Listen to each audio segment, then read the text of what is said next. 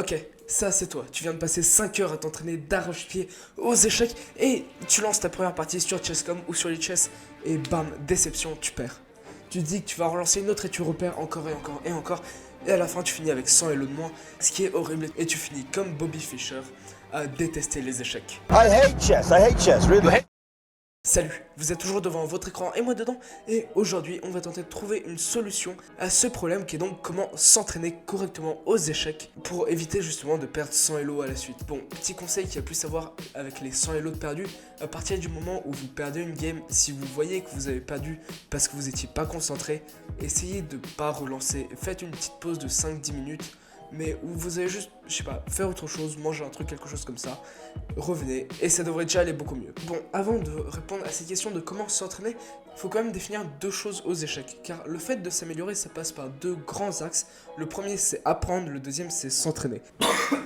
Bon, apprendre, c'est très souvent lire des bouquins d'échecs, comme celui que je vous sors encore et encore et encore et encore et encore, le livre de Jésus de la Villa sur les 100 finales à absolument connaître. Ça, c'est apprendre des trucs aux échecs. Et par contre, s'entraîner, c'est prendre des positions du bouquin et tenter de les refaire si on a bien compris le sens des positions, de qu'est-ce qu'il faut faire, comment il faut faire et pourquoi il faut le faire. Bon, il faut aussi savoir que l'entraînement, c'est le point le plus important et c'est la différence entre les joueurs professionnels et toi. Concrètement, les professionnels s'entraînent et pas les amateurs. Pourquoi? Car la plupart des gens vont s'amuser à faire peut-être 10 minutes de problèmes sur l'e-chess ou peut-être de lire un bouquin sur les échecs, mais ils vont jamais le refaire pour mieux s'entraîner. Ils vont le lire une fois, ils vont le faire une fois, ils vont apprendre une fois et ça s'arrête là.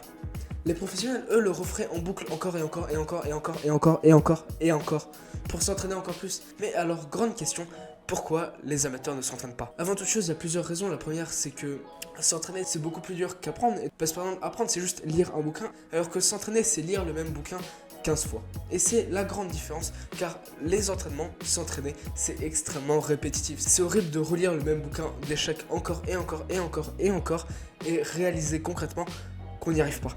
Qu'on n'y arrive toujours pas après 15-20 fois l'avoir lu, sans compter que l'amélioration, quand il y en a, c'est beaucoup plus dur à mesurer, c'est beaucoup plus dur à graduer et à réaliser. C'est très dur de voir que, ah tiens, aujourd'hui, j'ai vraiment amélioré ma tactique, je suis bien meilleur en fourchette que hier. Un autre quand même sous-point assez important de ce pourquoi les amateurs ne s'entraînent pas, c'est en partie que si jamais je rentre dans une librairie, acheter un bouquin d'échecs, je vais réaliser qu'il y aura que des trucs pour apprendre et pas pour s'entraîner.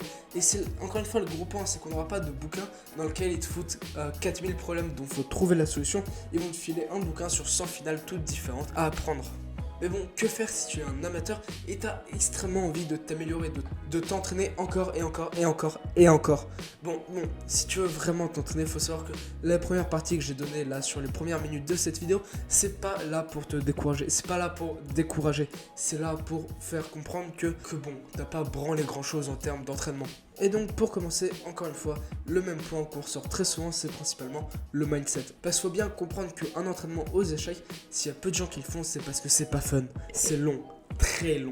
Et concrètement, c'est aussi très dur et très intense si on veut vraiment s'entraîner, si on veut vraiment faire un truc. Bon, j'ai dit aussi qu'il y avait aussi seulement les amateurs qui ne s'entraînaient pas, mais il n'y a pas seulement les amateurs, il y a les anciens joueurs professionnels. Si on regarde un ancien joueur professionnel qui est encore beaucoup dans les échecs, très souvent c'est le genre de personnes qui vont suivre les grands tournois, qui vont écrire sur les échecs, qui vont peut-être sortir des bouquins, on ne sait pas, mais la différence entre eux et un joueur professionnel, c'est que eux, ils ont abandonné l'entraînement.